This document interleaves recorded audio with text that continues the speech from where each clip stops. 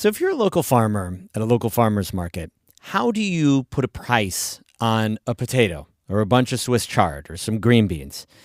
Well, you factor in your costs, of course. You look around at other stands at that market, but you're kind of at a disadvantage, right? Your customers may go to lots of markets all over the place. The prices may vary.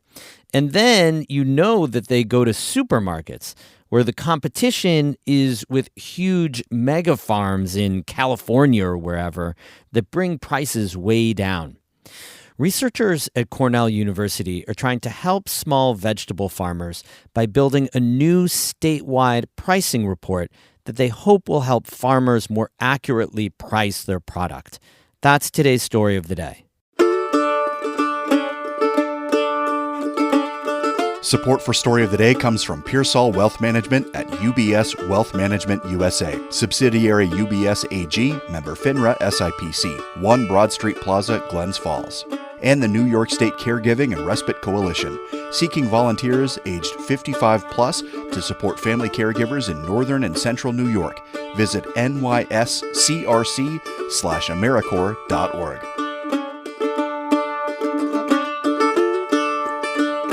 Hey, I'm David Sommerstein. It's Monday, October 21st. First up, last week, New York celebrated a solar energy milestone. New York State Energy Research and Development Authority President Doreen Harris says 6 gigawatts of distributed solar has been installed across the state, a year ahead of schedule. It's truly representative of really what a goal can do, which can move a market toward an objective, and we're pleased today to celebrate just that. We continue many aspects of our work toward other aspects of our climate law goals. Certainly the world has changed since 2019 in significant ways. I think we've made smart decisions to move these markets forward, but to prioritize affordability at the same time. Harris says these 6 gigawatts were funded through the state's $3.3 billion NY Sun initiative. They should power more than 1 million homes. The state wants to reach 10 gigawatts of solar power by 2030. New York is working towards its goal of reducing greenhouse gas emissions by 85% by 2050. By its own calculations, it's already fallen behind in that goal. Governor Kathy Hochul is heading to the swing state of Michigan.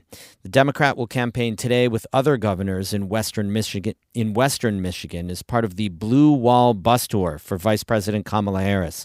Michigan is a key battleground state with just 2 weeks until Election Day. Harris and former President Donald Trump are locked in a statistical tie, according to the latest polls in Michigan and the other 6 states that could tip the presidential election.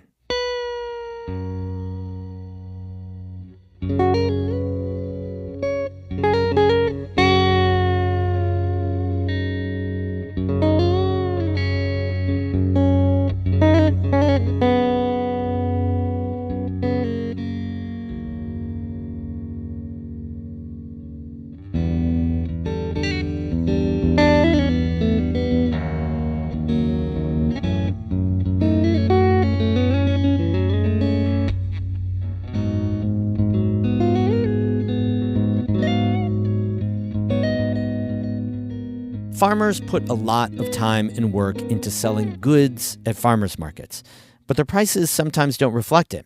Often they undercharge to keep up with grocery store prices. Researchers at Cornell University are hoping a new weekly pricing report can help make the markets a better investment for farmers. Catherine Wheeler reports.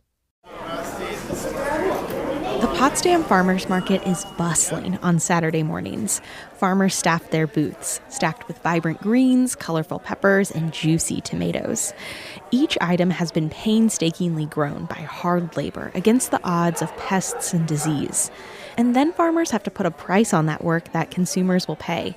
Greg Hargrave owns Brandy View Farms near Madrid and sells vegetables. He says he looks at a couple of sources when he's setting prices. Usually I talk to the other vendors. I almost hate to say it, but I'll go to Walmart and see what their prices are too.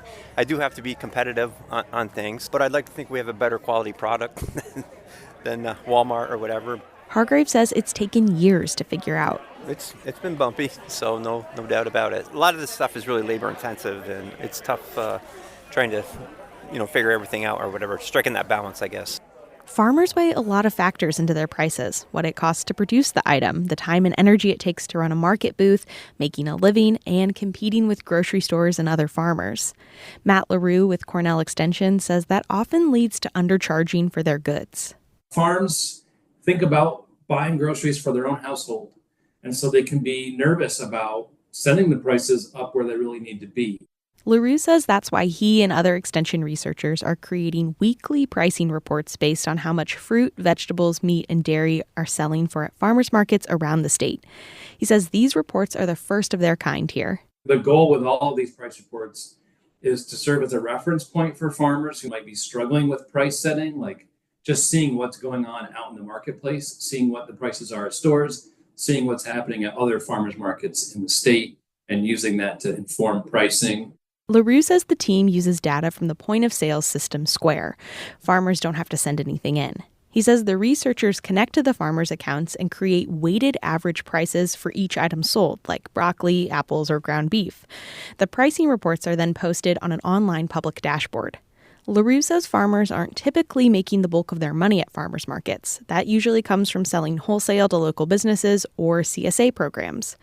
And while the market takes a lot of time and work, they are good for community connections, so better pricing could make them more financially beneficial. Farmers markets offer additional value that isn't measured, like getting customer feedback. Customers tell you, I don't like my eggplants this big, right? That's a valuable lesson for direct-to-consumer marketing. And farmers say this is a useful tool. Morgan Leeson is a certified organic farmer who sells produce at Gouverneur and Potsdam farmers markets.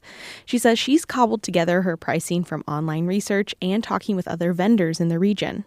I think that would be really good to have a central place like that just to look, because this year I've changed a lot of my prices because I found out I was actually undercharging. For example, I was selling a really big bunch of radishes, talked to another farmer near me. His bunches are smaller, but he's charging twice as much. And I was like, oh, oops, I've been not charging enough. Leeson has only been selling at markets for a few years, so she says the reports are a valuable insight into what more experienced farmers are doing. LaRue says right now they have farmers from Long Island to Buffalo who are contributing to the program, but they're still looking for more. Our goal is to recruit so many farms that we can start to break the reports up by region. Right now, we're just doing a single New York State report because we need more farms. LaRue says that could help with differentiating prices between rural places like the North Country and New York's urban hubs. He says when farmers participate, they're paid $25 for each week they generate reports. LaRue says some farmers have made around $500 since June, another way to generate some income. Catherine Wheeler, North Country Public Radio in Potsdam. I love Catherine's story here because it takes something familiar all around the North Country, the farmers market, and digs a little deeper into one aspect you might not have thought about, how farmers price the vegetables. Our regional news team looks at issues and ideas from different angles every day. It's why you look forward to listening to Story of the Day. Your donation right now during our fall fundraiser goes straight to that reporting. We have a lot of money still left to raise to keep our local journalism team strong. The fall fundraiser ends on Friday. So please give right now at ncpr.org/give. And hey, treat yourself. Get yourself the beautiful new NCPR t-shirt for a $10 a month donation. It's sage green and it's designed by a local Canton artist. It's a beautiful lino cut of natural scenes. There's an owl and a tree. Give now and get the t-shirt. Do so much for regional journalism and public radio. Give now at ncpr.org/give. Thank you so much. Music today by Eddie Lawrence of Moira and Evan Veenstra of Gananoque, Ontario. I'm David Summerstein, North Country Public Radio.